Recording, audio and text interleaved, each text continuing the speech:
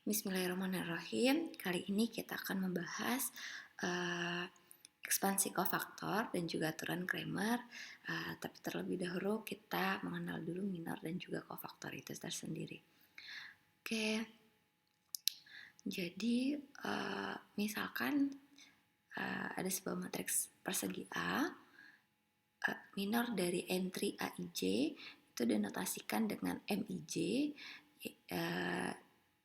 MIJ itu adalah, atau minor itu adalah determinan dari submatriks yang tersisa setelah baris ke I dan kolom ke J dihapus dari matriks A.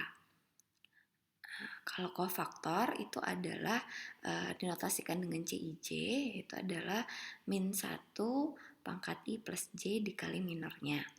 Nah, jadi kalau minor misalnya ingin kita cari tahu minor dari entry A12, maka kita perlu mencari determinan dari submatriks yang tersisa dari apabila kita mencoret baris pertama dan juga kolom kedua dari matriks A. Terus selanjutnya kita bisa mencari, jadi kalau mau mencari kofaktor kita harus cari dulu minornya. Oke. Nah, ini contohnya, misalkan saya punya matriks persegi A 3 kali 3, minor dari entry A11 adalah, berarti saya mencari determinan dari submatriks yang terbentuk dari apabila saya mencoret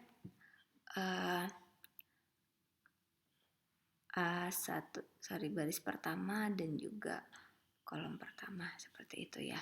Nah, selanjutnya dicari determinan dari matriks submatriks yang tersisa, yaitu 5, 6, 4, 8 diperolehlah 16. Jadi minor satu-satu kita adalah 16. Kemudian kofaktor itu adalah C11 berarti min 1 pangkat I-nya 1 ditambah J-nya 1.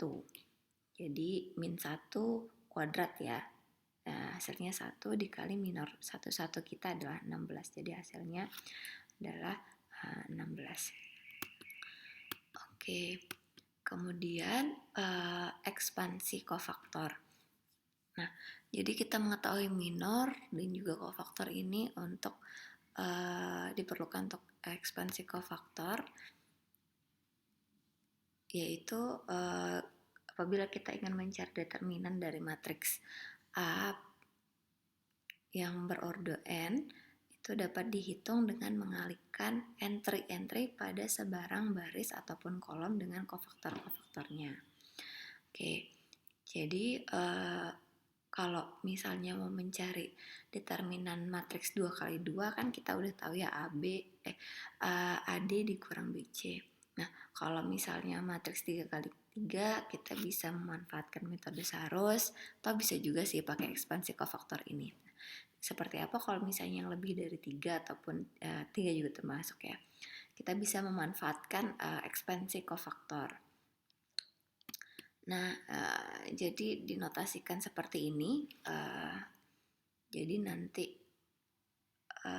kita mencari determinan A, kita awalnya akan menentukan mau ekspansi kofaktor sepanjang baris atau sepanjang kolom, dan juga sepanjang baris keberapa atau sepanjang kolom keberapa.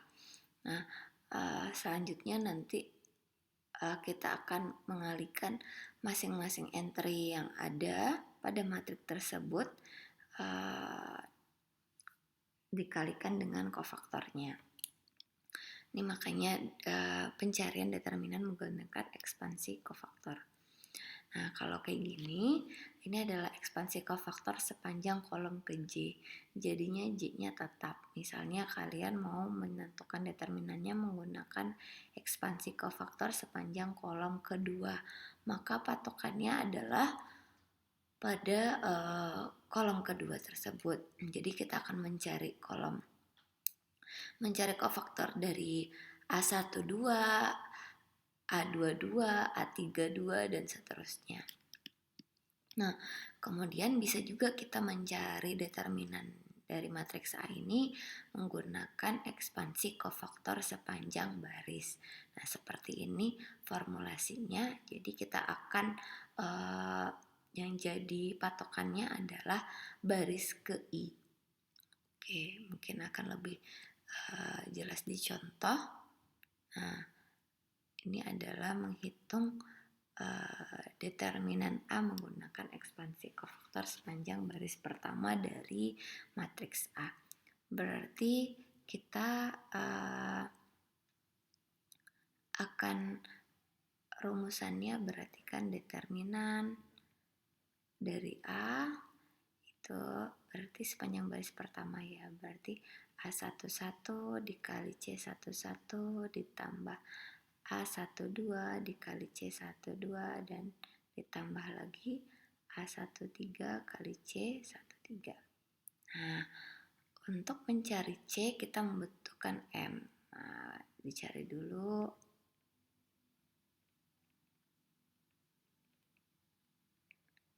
Kemudian kita cari terlebih dahulu berarti M11. M11 ini artinya saya punya 3, 1, 0, min 2, min 4, 3, 5, 4, min 2. Oke, kita berarti kalau M11 saya coret baris pertama dan juga kolom kedua. Sisanya adalah kolom pertama maaf, min 4, 3, 4, min 2. Nih, sama dengan berarti min 4 kali min 2 dikurang 3 dikali 4. Ini 8 dikurang 12. Determinannya adalah min 4. Oke, berarti C11 adalah min 1 pangkat 1 ditambah 1 dikali M11. Hasilnya adalah min 1 kuadrat dikali min 4. Hasilnya min 4. Oke. Selanjutnya kita akan mencari, maaf ya ke sini. Boleh juga lah. Nyambung ke sini. Kemudian cari M12. Berarti kalau M12 yang dicoret itu adalah, saya tulis dulu. Kalau kalian udah bisa langsung ya monggo-monggo aja sih. Oke, yang dicoret adalah baris pertama, kolom kedua. Berarti sisanya adalah min 2, 3, 5, dan min 2. Oke, min 2 kali min 2, 4 dikurang 15. Min 11 ya.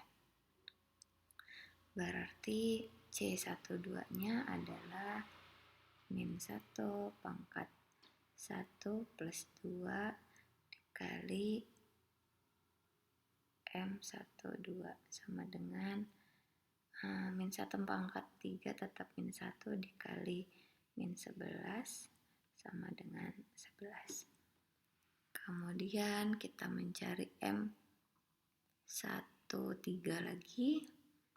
Itu adalah, saya coret di sini aja ya, baris pertama dicoret, baris ketiga dicoret, sisanya berarti min 2, min 4, 5, dan 4. Ini min 8 dikurang min 20, kita dapat 12. Berarti C13 adalah min 1 pangkat 1 plus 3 dikali M13. Min 1 pangkat 4. Jadi 1 dikali 12 sama dengan 12. Nah, kita udah dapat semua, jadi kita bisa rumuskan kembali determinan A, berarti A11, kita patokannya baris pertama ya, 3 dikali C1-nya adalah min 4 ditambah 1 dikali 11 ditambah 0 dikali 12. Maka saya peroleh min 12 ditambah 11, yaitu adalah min 1. Nah, ini adalah determinan dari matriks A menggunakan ekspansi kofaktor sepanjang baris pertama. Harusnya kalau kita mau mencari menggunakan ekspansi kofaktor sepanjang baris kedua atau ketiga, atau juga kolom pertama, kedua, ketiga, itu harusnya sama. Nah, coba juga kalian bandingkan masing-masing ekspansi kofaktor dan juga coba dengan metode Sarus. Harusnya sih menghasilkan hasil yang sama. Oke, kita lanjut lagi. Nah, coba kerjakan contoh 1 tadi sepanjang kolom kedua. Selanjutnya kita akan masuk membahas tentang matriks adjoin. Jadi kalau tadi ekspansi kofaktor itu membantu kita untuk memperoleh determinan. Nah, sekarang kita akan bahas matriks adjoin, di mana matriks adjoin ini membantu kita untuk mencari inverse dari matriks. Matriks adjoin itu apa? Nah, kita memanfaatkan kofaktor. Oke, jadi mencari inverse suatu matriks menggunakan matriks adjoin. Nah, apabila A itu adalah suatu matriks yang dapat dibalik atau mempunyai inverse, itu artinya kita bisa mencari matriks inverse dari A ini adalah 1/determinan dikali adjoin dari matriks A. Adjoinnya itu apa? Jadi adjoin itu adalah transpose dari matriks kofaktor dari matriks A.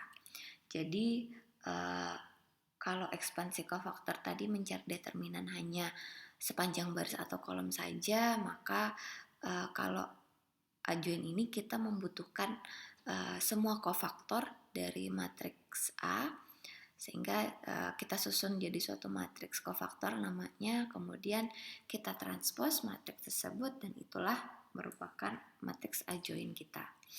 Dinotasikan dengan ADJ A, matriks adjoin. Contohnya, misalkan ini ada suatu matriks A, kofaktor dari matriks A, berarti kita cari kofaktor satu-satu ya, dari semua entry-nya mulai dari C11 sampai C33 dengan cara yang seperti sudah dijelaskan. Nah, kemudian kita bentuk matriks yang berisikan kofaktor-kofaktornya. Nah, jangan sampai salah letak. Jadi harus diletakkan pada tempatnya. Misalnya jangan sampai C12 kalian letakkan di C21 gitu ya. Oke, kemudian sehingga adjoin dari A itu adalah transpose dari A sehingga terbentuknya seperti ini. Jangan lupa ditranspose ya. Ini ke sini jangan lupa di transpose. Oke.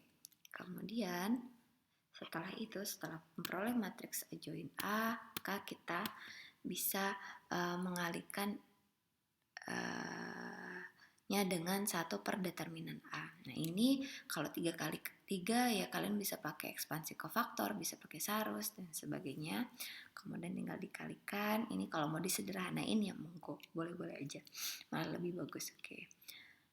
Nah, silahkan, ini ada latihan 3x3 dulu aja untuk pemanasan. Silahkan dikerjakan mencari inverse dari masing-masing latihannya mencari determinan, terserah mau sepanjang baris apa, tapi diberitahu dulu dari matriksnya, kemudian inverse-nya. Kalian boleh pilih salah satu dari 3 matriks ini, mau ngerjain semuanya juga boleh. Oke. Selanjutnya kita bahas aturan Cramer. Aturan Cramer ini apa? Ya, kalau aturan Cramer ini adalah aturan yang membantu kita untuk mencari solusi dari sistem persamaan linier. Jadi ada suatu sistem persamaan linier, saya notasikan dengan AX sama dengan B, udah dibentuk ke dalam bentuk matriks ya. Nah, kita bisa langsung mencari nilai X1, X2, sampai Xn-nya dengan cara mencari determinan AN per determinan matriks A tersebut. Nah, AJ tadi itu apa? Yaitu adalah matriks yang diperoleh dengan menggantikan entry-entry pada kolom ke J dari matriks A dengan entry pada matriks atau vektor B. Ya. Jadi kalau misalnya A1 berarti kita gantikan entry pada kolom pertama dengan vektor atau matriks kolom B. Kalau misalnya mau X2 berarti kita ganti kolom keduanya dengan si B. Oke, mungkin biar lebih jelas kita bahas contohnya. Oke. Nah, jadi ini ada SPL, kita bentuk matriksnya. Berarti kan ini adalah kalau dibentuk matriks adalah 1, 0, 2, min 3, 4, 6, min 1, min 2, 3 dikali X-nya adalah X1, X2, X3 dan B-nya itu adalah 6, 38. Nah, ini A, ini X, ini B kita. Nah, kita cari juga determinan dari A, kita akan butuh itu. Kemudian untuk X1 kita perlu A1. A1 ini apa? Matriks A, hanya saja kolom pertamanya kita ganti dengan entry B. Terus A2 itu apa? Matriks A, hanya saja kolom keduanya diganti dengan entry B.